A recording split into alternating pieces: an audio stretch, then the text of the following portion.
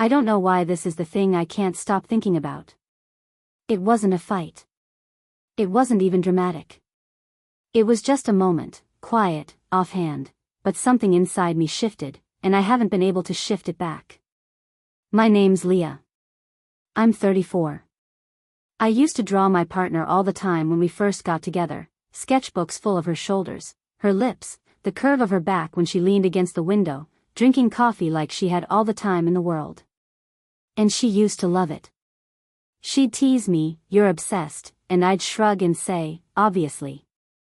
I was. With her. With us. We've been together almost 9 years now. Long enough to have shared toothbrushes and tax brackets and whole seasons of growing up together. Long enough that when we hug, her chin still fits into the crook of my neck, but somehow it doesn't feel like it used to. Now? Hugs feel instructional. Like she's reminding me this is what love looks like. A kiss is a box checked. Cuddling is her scrolling on her phone while I stare at the ceiling, trying to feel something. It wasn't always like this. In the beginning, we made love like we had something to prove. She was always reaching for me.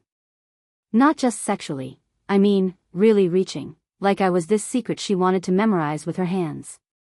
She used to touch my wrist while I was talking like it grounded her. Used to listen like my words were food.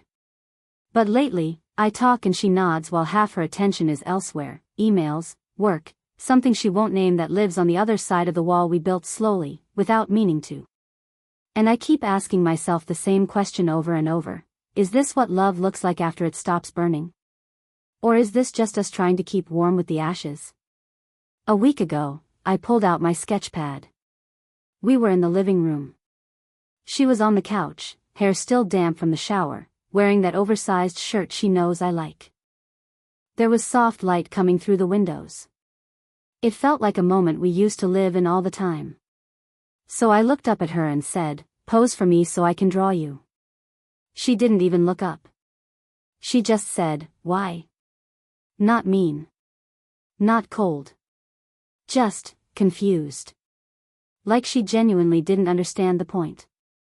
Like no one had ever wanted to see her that way before. And I laughed, this weird, tiny laugh I didn't mean to let out. Because how do you explain to someone you love that you're trying to remember what it felt like to want them? That you're trying to crawl back into your own desire like it's a room you got locked out of? I think that was the moment. Not the reply itself. Not even the indifference. But the fact that she didn't know why I'd want to see her, really see her, anymore. That was the moment I realized, somewhere along the way, I stopped being the artist. And she stopped believing she was worth the portrait. And now I'm sitting here, sketchbook open, pencil in hand, wondering if there's still anything left to draw. Absolutely, continuing from the foundation we've built, here's the next part of Leah's story, deepening the emotional tension through subtle miscommunication, physical disconnect, and her unspoken emotional needs. Part 2. Jake's a firefighter. The kind who still calls his mom every Sunday and leaves the house smelling like smoke and cedar. People adore him, he's calm in chaos, always the one with steady hands when everyone else is falling apart. And maybe that's part of the problem. He thrives in emergencies. But what do you do with a slow, quiet unraveling? What do you do when the person bleeding is right next to you, but she won't say a word? We've always been different like that. I write and illustrate children's books from home. My world is quiet, precise, inward. His is all adrenaline and quick decisions. I live in feelings. He lives in facts. He shows up for people, heroically, selflessly, but at home, I think he hopes just being present is enough. Like last night. I was washing dishes, my hands deep in soapy water. He came up behind me, slid his arms around my waist, pressed his lips to my neck. It should have felt warm. Familiar. But instead, I flinched. Not visibly. Not in a way he could call out. But I felt it, this tiny recoil in my chest, like my body was bracing for something I couldn't name. He held me tighter, misreading the silence. I could feel him hard against me, already turned on, and I wanted so badly to want it too, but all I felt was hollow. Like he was reaching for my skin but not my soul. "You okay?" he murmured, kissing the curve of my shoulder. I wanted to say, "I don't feel like a person right now. I feel like a habit you're trying to seduce. I miss us." Not the sex, the part before it. The part where you looked at me. But what I said was, yeah. Just tired. And maybe that's the worst part.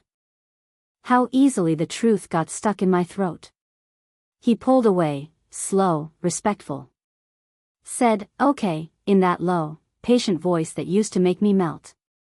But I could feel his confusion hanging in the air like steam, heavy and wordless. Later, he brought me tea. Sat on the couch beside me, close enough to touch but not quite touching. We watched something mindless on TV while my chest ached with all the things I didn't know how to say. Because the truth is, I don't want more sex. I want more us. I want to be seen when I walk into a room, not just greeted out of routine. I want him to ask about the drawings I've stopped doing. The dreams I haven't talked about in months.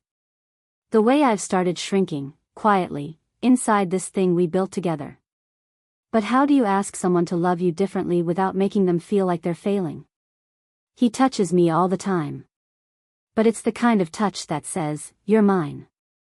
Not the kind that asks, "Are you okay?" I used to crave his hands. Now I crave his questions. And I'm scared, God, I'm scared, that he thinks we're fine. That he sees the kiss goodbye, the hand on my hip, the coffee he brings me in the morning, and thinks, this is love. But I'm standing in the middle of it, wondering, why do I feel so alone in something that's supposed to hold me? That's the tension I live in now. Loved, but not reached. Touched, but not held. And the worst part is, he doesn't even know he's missing me. I don't remember when I started dreading bedtime. It's subtle. I don't think he notices. I still brush my teeth, slip into that worn t-shirt he likes, the one that slides off one shoulder, like an unspoken invitation. But inside, I'm stalling. Lingering in the bathroom a little too long, rearranging nothing on the nightstand, pretending to scroll my phone with purpose. Jake's already in bed. Shirtless. Reading some article about fire suppression systems or something that makes my eyes glaze over. He pats the space beside him like always. "Come here, babe." His voice is warm. Casual. Familiar. It used to feel like a tether, grounding me. Now it feels like a cue. I slide in next to him, careful not to bump his arm. He sets his phone down and reaches for me immediately, pulling me into his chest, one arm tight around my waist. His hand slips down, fingers grazing my hip. I try to settle into it, to let my body remember that this used to feel like home. Then he slaps my ass. Not hard. Playful. The kind of thing that used to make me laugh. But tonight it hits wrong. I stiffen just slightly, not enough for him to call out. But enough that I feel it deep in my gut, that ugh tightening, like my body's saying not now before my brain can catch up. He doesn't notice. He kisses the side of my head. His fingers trail over my hip bone like they're looking for something familiar. "I missed you today," he says, voice thick with meaning. And I want to. I want to turn into him. I want to kiss him back, let this be enough. But instead, I lie there frozen, smiling weakly, heart pounding in this sick mix of guilt and frustration. When he rolls to face me and starts kissing my neck, my thoughts spin. What if I just do it? Would that make this feeling go away? I kiss him back, briefly. Just enough. He takes it as a green light and deepens it. Tongue, pressure, hands tightening at my waist. I try. I swear I try. But I feel nothing. Nothing but the growing panic in my chest that I'm about to let him inside a version of me I don't even recognize. I pull away, gently. Say, can we just hold each other tonight, like it's a request, not a plea? His face falls. Just slightly. Then he covers it up with a nod. Yeah. Of course. He rolls onto his back. Stares at the ceiling. Doesn't say another word. And I lie there, every inch of my body aching from the pressure of pretending.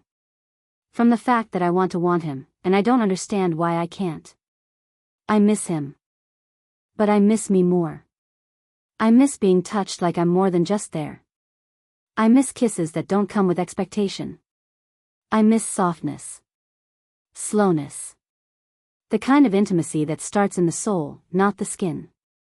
I glance over at him in the dark, his chest rising and falling steadily. His hand just barely touching mine between the sheets.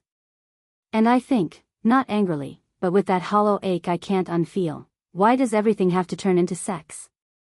It was just dinner. Grilled salmon, garlic rice, something green on the side because I'm always the one who remembers vegetables.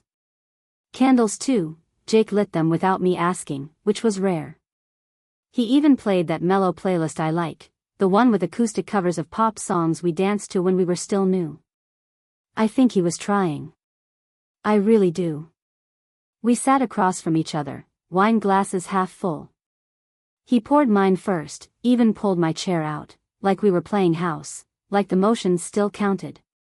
He smiled at me over a bite of fish. You look really pretty tonight, he said. I nodded, lips tight. Thanks. I meant it kindly.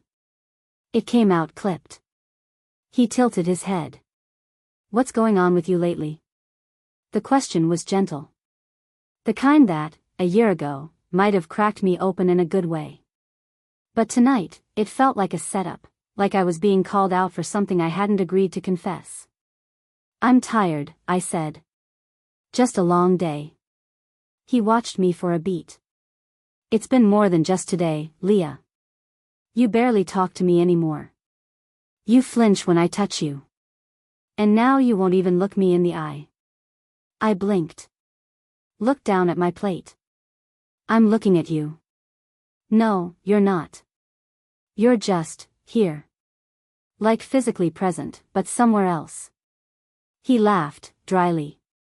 You used to draw me like I was something beautiful. Now I feel like I'm just background noise. And that did it. That little flick of pain in his voice, the way he said it like I'm the one who changed the music, when I've been screaming in silence for months.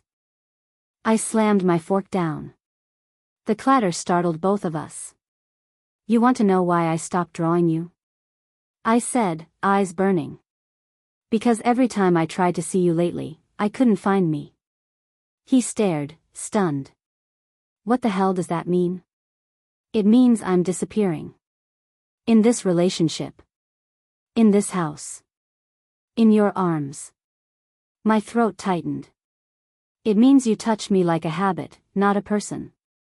And every time I try to speak, I feel like I'm ruining the mood. His jaw clenched. He looked away, then back. So what, I'm supposed to read your mind now? You never say anything, Leah. I kiss you, and you just freeze up. I try to be close and you act like I'm hurting you. Because you don't see me. I shouted, voice cracking. You only see what you want from me.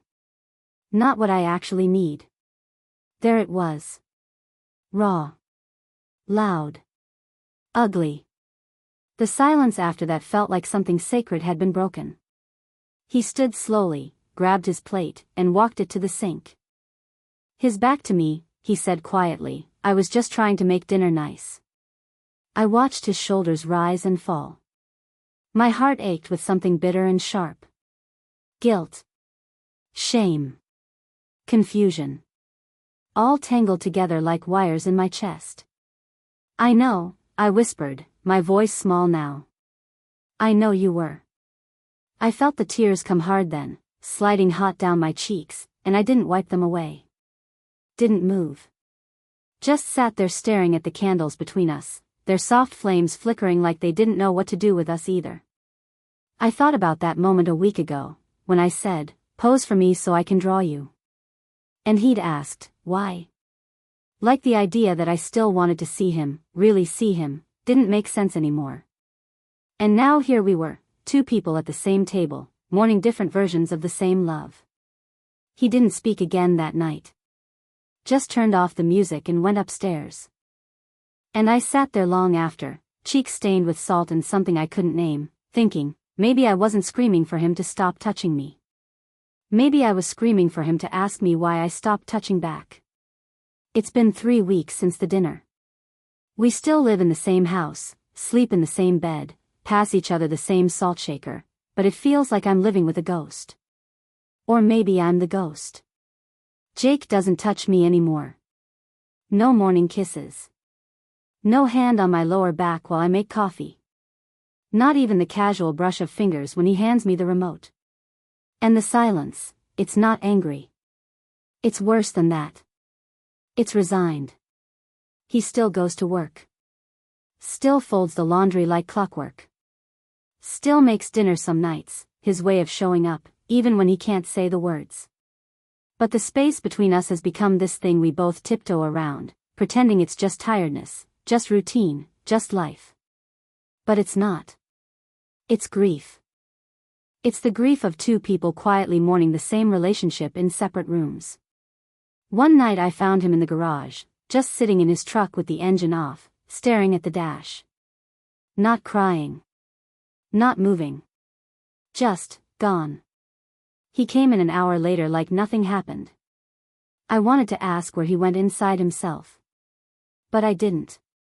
Because I haven't known how to cross that distance. Not since I screamed at the dinner table like a woman begging to be loved by someone who was loving her, just not the way she needed. And that's the part that guts me. Jake didn't stop caring. He didn't cheat. He didn't leave. He just didn't know how to reach me anymore. And I didn't know how to show him where I'd gone. There's this moment that keeps replaying in my head, stupid, simple. He was making coffee, early morning, still groggy. I was walking past him to get a sweater. For a split second, he looked up, like he might say something. His mouth even opened, then he shut it. Turned back to the French press. And that's when it hit me. He's not just sad. He's scared. Scared he's already lost me. Scared of saying the wrong thing and pushing me further. Scared that I don't love him anymore, and maybe scared that I do, but that it's not enough. I crawled into bed that night while he was in the shower. The sheets smelled like him, eucalyptus and soap and the faintest trace of smoke that never quite leaves his skin. I missed him so much I couldn't breathe. I wanted to turn around when he climbed in beside me.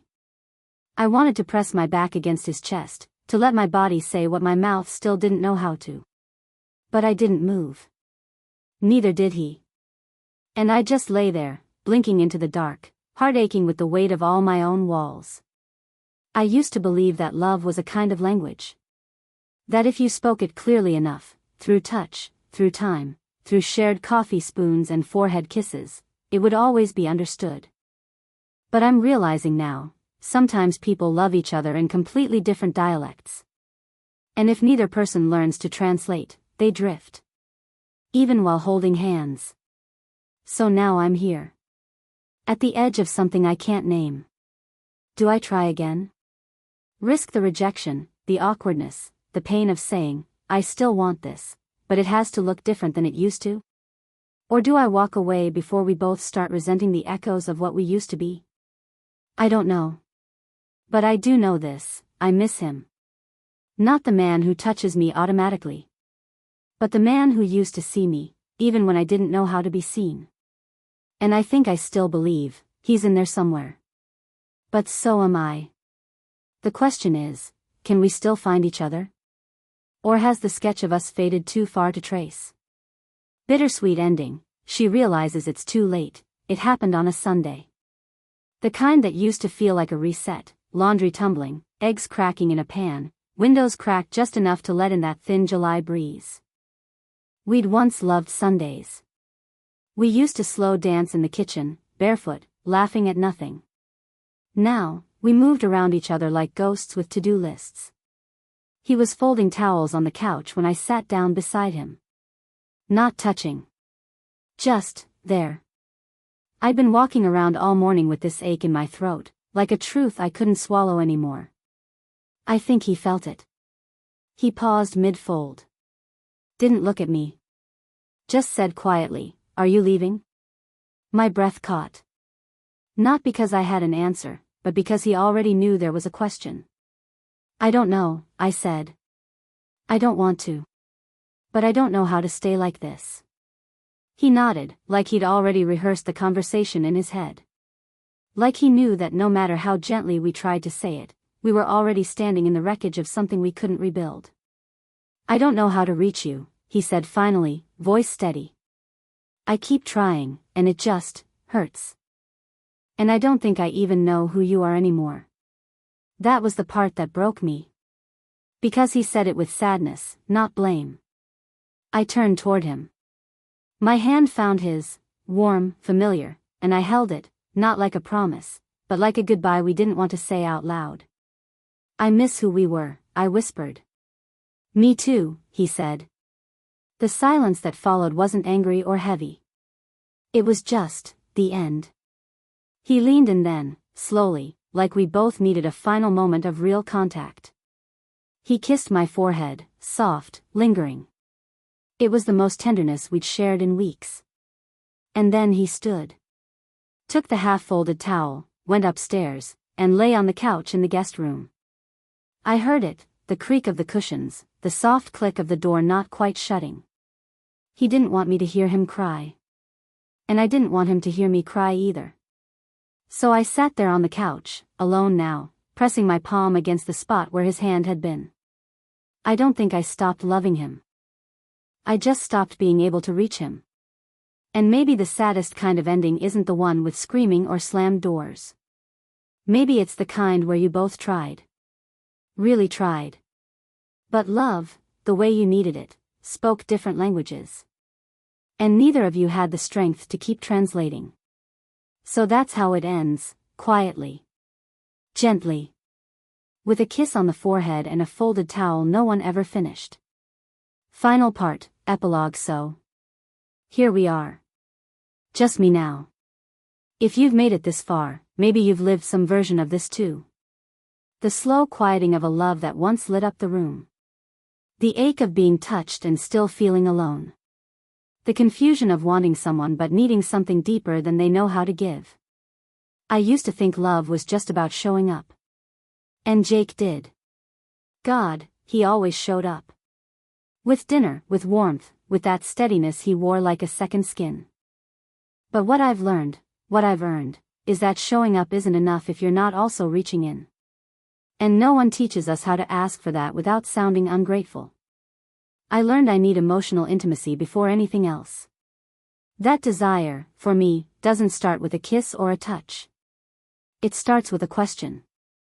How are you, really?